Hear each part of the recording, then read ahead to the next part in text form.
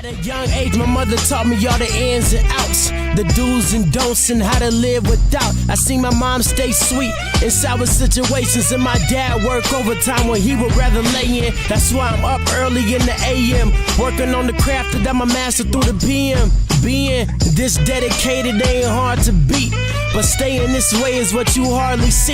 Cause everybody gon' talk, the word get around, and everybody thinking they gon' rise with you now. And other folks, man, they wanna see if you fold, wanna see if you bend. What if we actually thought this way? What if we actually believed this truth? What if we actually lived this life? What if we actually woke up every morning and said, Lord, thank you.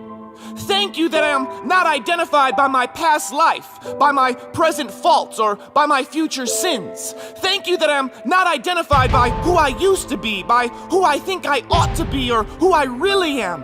Thank you that I am not identified by my situation, or by these circumstances, or by this trial. Thank you that I am not identified. There will be a day for no more tears, no more pain, no more fears. There will be a day when the burdens of this place will be no more. We'll see Jesus face to face. But until that day, we'll hold on to you. I heard this illustration one time about this guy who was praying to God, and he got on his knees. He was real serious. He felt like his life was in a mess, and he got down and he started praying to God, and he said, God, I'm so sorry. He started confessing sin. God, I'm sorry I did this, and I'm so sorry I did that, and I'm so sorry. And he got interrupted.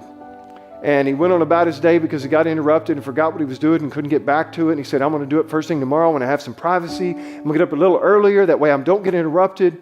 That next day he gets up and he gets on his knees, because God only hears you if you're on your knees. So he gets on his knees and he's praying. And he says, God, do you remember what we were talking about yesterday? And God goes, no, I don't.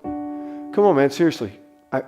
Remember, I was telling you about all this junk in my life that I hate and I don't want it there, and I need you to help me with, and I was confessing my sin, I was being honest, and God goes, I have no idea what you're talking about. And the guy's like, serious, man, come on. I'm trying to be a good Christian. I'm telling you about all my sin, and you're saying you don't remember? I don't think that's fair. And God goes, I do not remember any of your sins. That's our relationship with God.